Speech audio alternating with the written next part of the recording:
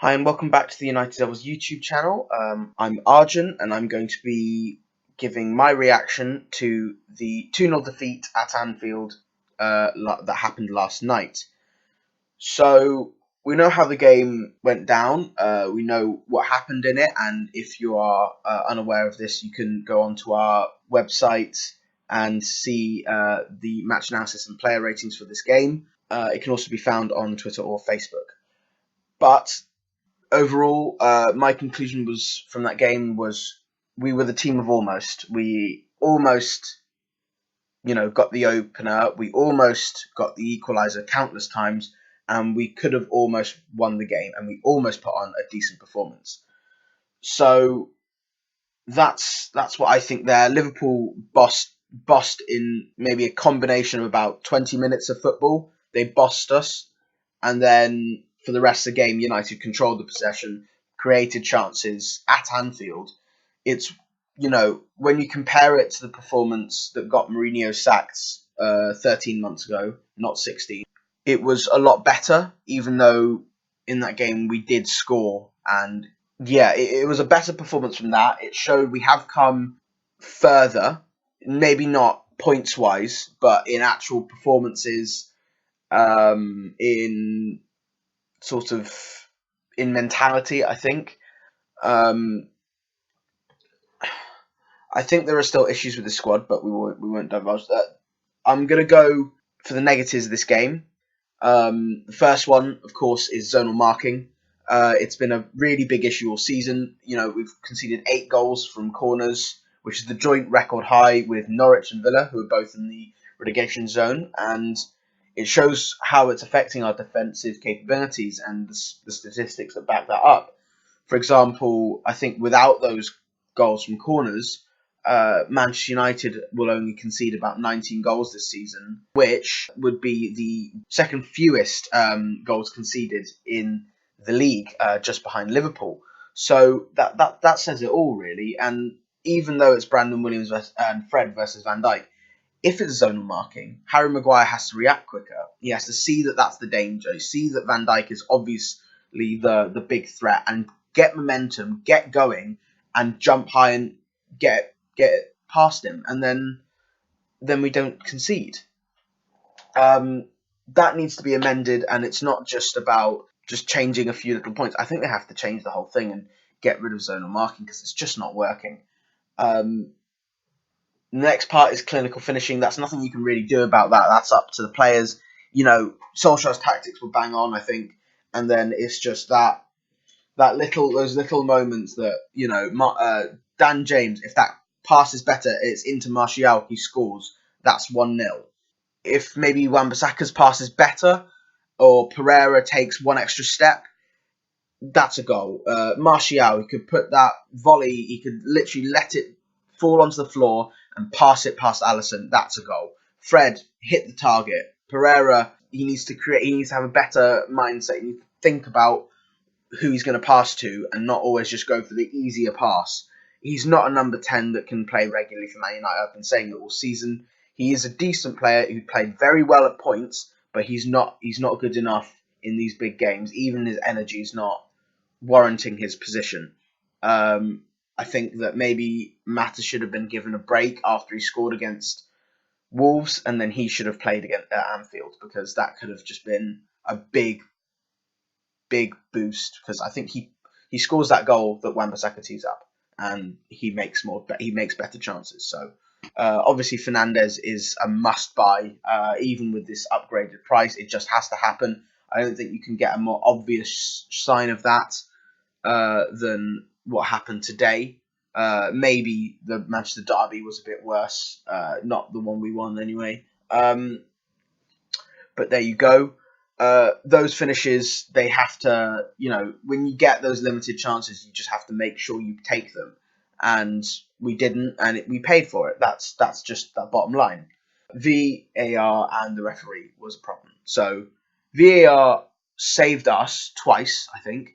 I think rightfully so. I think with the De Gea one, you can see it given either way. I think you have to give that as a foul. From the beginning, it's a foul.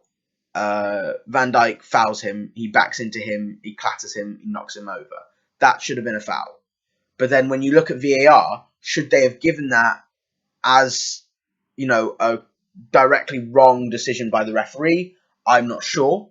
I think the only way I can see why they've given it is because Van Dijk doesn't go for the ball. He turns his back to De Gea, so his back is actually facing De Gea, so it's going to cause him problems. De Gea obviously was a bit too honest as a goalkeeper. He should literally just put his knee and drive it into Van Dijk's back. But that doesn't get him a yellow card. That's just how goalkeepers can do it. But from that point on, and Lindelof would have been equally guilty for that goal because he should have just cleared the ball and then said nothing about, and then we wouldn't even have this discussion.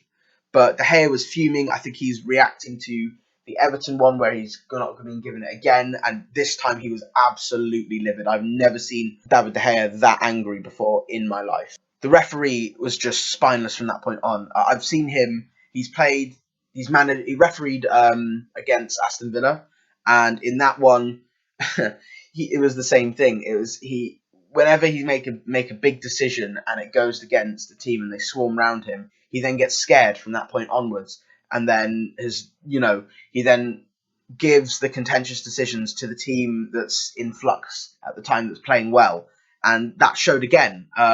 There are points where United were playing well, they got given stuff they probably shouldn't have.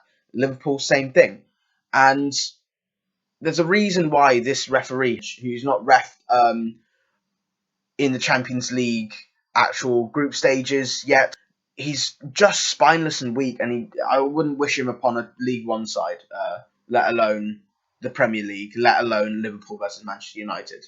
So that's just my take on him. I don't think he's a good enough quality. I don't think the refs are good enough quality. I think they either need replacing or they need serious education. Another issue is, of course, the fact that we got carved apart for about 20 minutes. We got carved apart, and it's in those moments when you think, "Oh my God, it's going to be 4-0. It's going to be 4-0, and then it's over." But we got out the other side, and that actually shows a lot more than it does about Liverpool, because Liverpool can be rampant whenever they want to be. They can against any team in the world. That's just what they're like. So the fact that we got out of it relatively unscathed, a little bit fortunately unscathed, is a bit of a boost, in fact. However, this game was not cast all in shadow. There were some positives, of course. The big one being United actually, the tactics worked. The general tactics, ignoring zonal marking, the general tactics worked. United sort of came out, didn't press all the way, but pressed enough, won the ball, and then was playing good football, good link-up play for most of the game, and just that was a big boost. That they were actually playing well, and so it hurt more that Salah scored that goal, because we were actually on the way to scoring. So it's disappointing, but that's what you have there. One negative I failed to mention was the fact that the United looked tired. They looked very, very tired, especially Wan-Bissaka and Brandon Williams, who'd been playing, three games beforehand in the space of 12 days, and they played the full amount of matches. So that's really hard. You can't really expect them not to drop off, especially because they're young, especially because they're the way they play, they're energetic, and they are kind of attacking. Well, they try and attack anyway. Williams is a sort of more dynamic in that sense. Try and put in a cross. Wan-Bissaka even is still learning that trade, but he will get better. I can only assume. He's admitted it himself. He's the first person to admit it. So that was another thing. United did look tired, and that sort of would have made sense about the rampant Liverpool capitalising on that. So there you go. But positives, United's mentality. Fred was brilliant all game. Bossed it. Matic played okay. Relatively. Shaw was quite competent in that centre back role. I see that as a position for him. Maybe in a back three, because he can, he has got a bit of pace, but he's just not willing to risk going all the way forwards because he just won't be able to get back.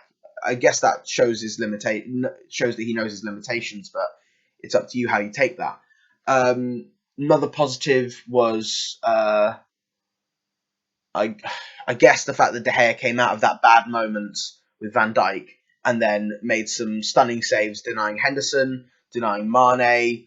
He held the ball a few times. He actually came out and caught some stuff which could have left if he was feeling nervous, but he did actually come out of that bad point. So you got to give credit for that because that's what you need from your goalkeeper.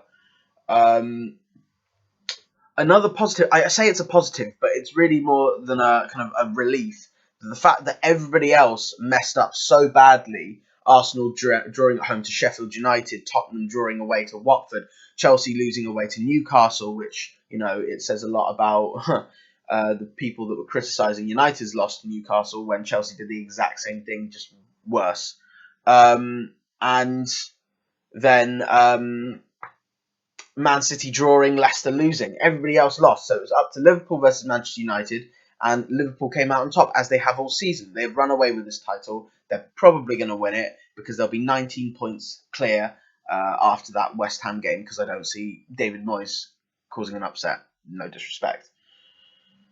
But the fact that it remains that United are still fifth, maybe on goal difference, but still fifth, going into a home game against Burnley, who did come off better against Leicester, but I think that's more about Leicester than Burnley.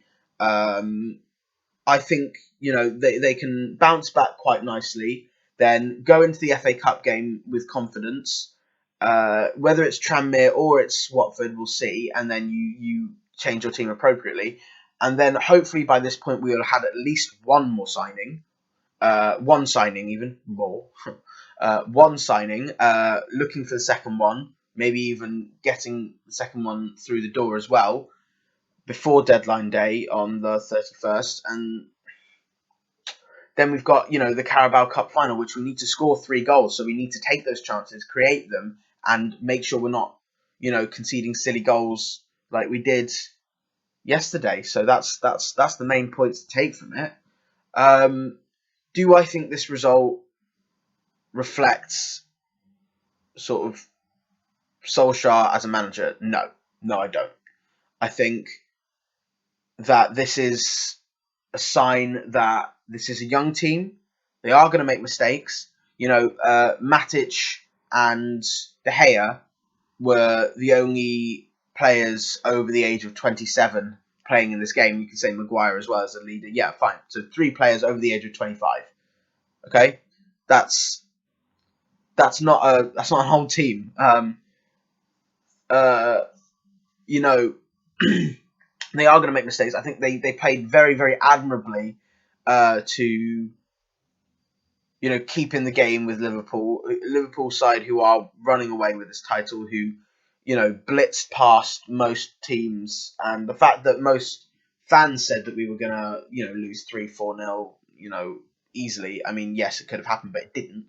And the fact that we were in that game, it hurts all the more than if it hurts more that we lost there and then, as opposed to getting thrashed. Then we'd just be angry and see what went wrong. But the tactics were fine. That's the thing. The tactics were fine. It was just fine margins and silly mistakes which cost us again. So we've got to move on. We've got to win against Burnley. We've got to just keep pushing in all the cup competitions. Try and get a result against Man City, because we have it in us, and they certainly have it in them to fail.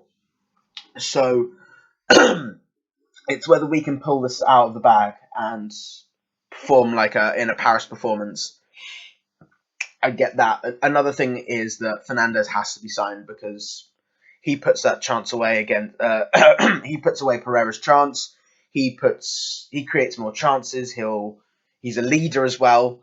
And it's just what we need right now as a confidence booster after this sort of gut punching result. So that's that. On to Burnley.